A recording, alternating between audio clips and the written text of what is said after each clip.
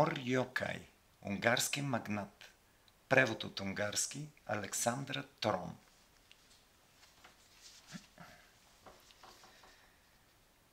Страховито, бурно бе времето в пустата. Небето облачно, земята разкаляна. От 2 седмици валеше дъжд като из ведро. Всички вадишки придойдоха, разляха се, на мястото на житните посеви растеше тръстика, между драгоценните царевици бръздяха щъркели и мътеха птици. Лошото време започна в деня на Медарт, значи ще бъде такова още 40 дни. А продължи ли така, наистина не знам ще се намери ли някой Ной, който да спаси хора и животни от този същински потоп. Това тъжно предположение беше изказано от господин Петер Буш, комуто жестоката съдба бе отредила да посреща гости тъкмо на напречната дига в благородническия комитат Саболч, като кръчмар в страноприемницата Труши Кърши. Тази славна къща бе получила името си не от своите предци, а го бе спечелила по заслуга, защото докато пътникът стигнаше до нея, все нещо се щупваше или се скъсваше. Свечеряваше се. Петер Буш се бе върнал вече от полето с коня си и мърмореше тихичко, понеже се срамуваше да извади лулата от устата си заради думите, които казва. Изглежда, лулата е открита от човека, за да има с какво да си запуши устата, та да не псува толкова. Отиде по дяволите сеното с все копите, житото е полегнало на земята и с него е свършено. Мътните го взели цялото стопанство. Защото кръчмарят в пустата не преживяваше от продажба на вино, а от земеделие, тъй че кръчмарството за него беше синекура. Докато той се възмущаваше така мислено, една съмнителна женска фигура, за която в момента бе трудно да се определи дали му е жена или пък слугиня, посочи към отвъдния край на дигата, който водеше към Тиса. Не идва ли там някаква карета? Гръм и мълния, само това ми липсваше, сега гости да довтасат. Той все пак погледна през прозореца, изтривайки изпотеното стъкло, и като видя в далечината каретата с 4 пощенски коня да се бъхти в кълта по дигата, успокоено махна с ръка и рече развеселен: тези няма да пристигнат днес тука. После излезе пред портата и като тикна лулата в крайчеца на устните си, се зае да наблюдава с блаженно спокойствие как колата с 4 коня се мъчи по дългата дига.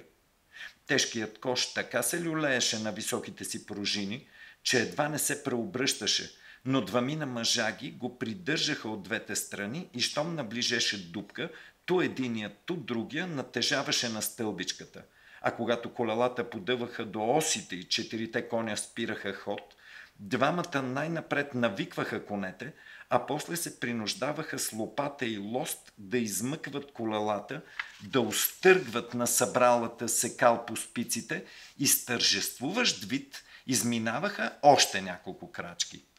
Господин Петер Буш наблюдаваше чуждата беда с фаталистично изражение на лицето. Виковете и сплющяванията на камшика понякога достигаха до ушите му, ала не му бе все едно.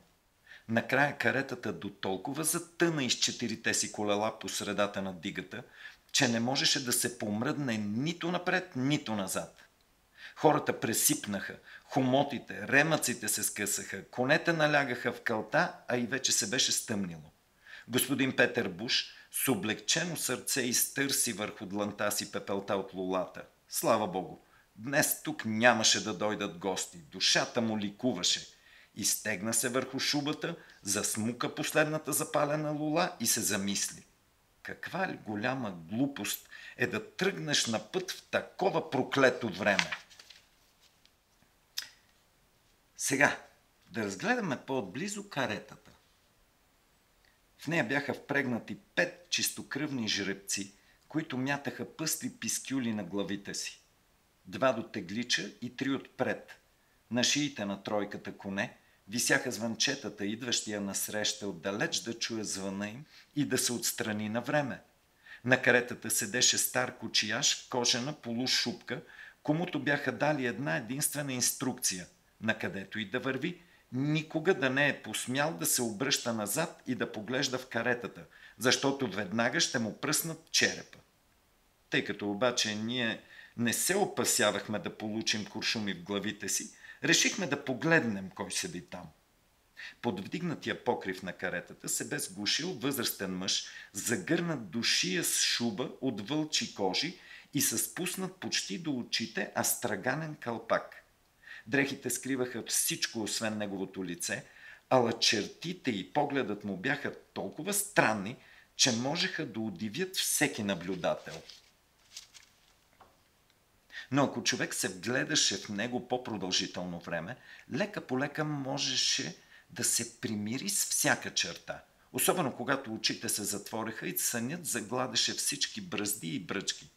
Тогава това лице приемаше такъв патриархален вид, че те караше да помислиш за своя баща. Онова, което правеше този мъж още по-чудноват, бе особеното обстоятелство, че от двете му страни седяха силно притиснати до него две селски девойки, две червендалести муми, по чието сериозни, дори загрижени лица можеше да се съди, че до стария господин едва ли ги беше настанила немирната шега. Старият мъж мръзнеше във влажната хладна нощ. Шубата от вълчи кожи не можеше да сгрее тялото му, затова до него бяха настанили двете малки селянки, та техния живототворен магнетизъм да вдъхне топлина на неговите разпадащи се жизнени механизми. Този човек беше бързал да живее и бе престанал да съществува много преди смъртта си.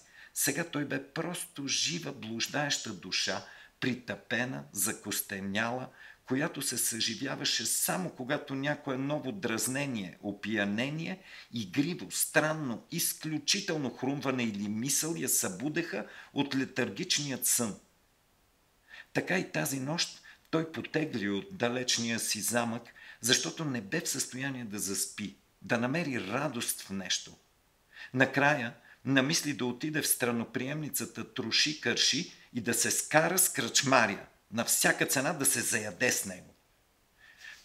Затова мъжът бе вдигнал хората си, беше ги накарал да впрегнат, да запалят факлите и посред нощ бе поел с дузина слуги през безпътното тресавище, като бе взел със себе си всякакво ядене и пиене, необходимо за пира, който щеше да устрои след шегата, без да забравя за трите персони, които го забавляваха най-много и се возеха отпред в отделна каруца, сгушени в една компания. Първата беше любимата му хрътка, втората – шутът циганин, а третата – поетът блюдолизец. Щом пристигнаха, мъжът изпрати един от слугите си да събуди кръчмаря, като му заръча непременно да разговаря с него на ти. Онези, които познават унгарските обичаи, знаят, че това обращение не е особено ласкаво и да се обърнеш така към благородник, па бил той и кръчмар, е истинска обида. А трябва да кажем, че негова милост, Петър Буш, беше известен с това, че не трябва дълго да го молиш, за да прояви малко грубост и няма друго, което да получиш така лесно от него, както една ругатня. Та значи този славен господин беше събуден от страшното чукане по прозореца и от следните думи на един слуга. Ей ти, кръчмари, оставай бързо и идвай по-чевръсто да ни нагостиш. При тези думи Петър Буш скочи от леглото, като попарен, грабна брадвичката си и в яростта си вместо в кухнята влезе в шкафа. Като погледна обаче през прозореца и видя многото слуги осветили цялата къща с факлите си, веднага разбра с кого си има работа. Досети се, че искат да го ядосат, за да се позабавляват и реши въпреки всичко да не се подава. Веднага окачи брадвичката обратно, нахлупи агнешкия кълпак на главата си, наметна шубата и излезе на двора. Бяха вече на верандата. В средата, ограден от телохранителите си, стоеше негово благородие дълга до коленете Атила, с златни копчета, отметнал леко глава назад поради тежеста на тялото си, подпрян на бастун от испанска тръстика с златна дръжка. Едва сега се виждаше как иронично заядливото изражение изкривява лицето му, съвсем заличавайки добродушните му черти. «Ела по-близо, ей!» викна той към кръчмария с престорен висок глас. «Отвори стаите и ни приготви гощавка, вино от токай и менеш, фазан, ангинар и раци!» Кръчмарят сне почтително калпак и като го държеше в ръце, отговори тихо и с голямо хладнокръвие. Добре дошли при нас, ваше благородие. Ще ви поднеса всичко, което ми заповядахте, но моля да ме извините, задето нямам вино от тока и менеш. Фазаните ми още не са се угоили, а раците, както виждате, се удавиха в голямата вода. Освен, ако не ми дадете за кухнята тези 12-те тук. Това беше намек за червените мундири на слугите стражи и хрумването веднага отвлече вниманието на негово благородие. Хареса му, че кръчмарият фамилиарничи с него. Той не беше очаквал това и се развесели още повече. Та, какво ще дадеш ти на гостите си, продължи той препирнята. Всичко, ваше благородие, кълнави се. Само, че каквото имах се свърши, а каквото ще имам е още далеч. Каквото пък бих могъл да имам, го нямам. На негово благородие толкова се хареса това описание на нищото, че се разсмя гръмко и пожела да го увековечи. Къде дярфаш? Къде се потайва стихоплетецът? Бързо, дярфаш, давай! Веднага кажи едно стихотворение за тази кръчма, където хората не получават нищо за ядене.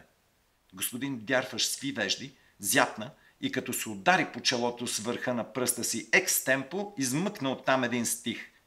Сам храна не си ли донесеш, в тази кръчма гладен ще умреш. Постенето вечно продължава, затова и турчин не минава.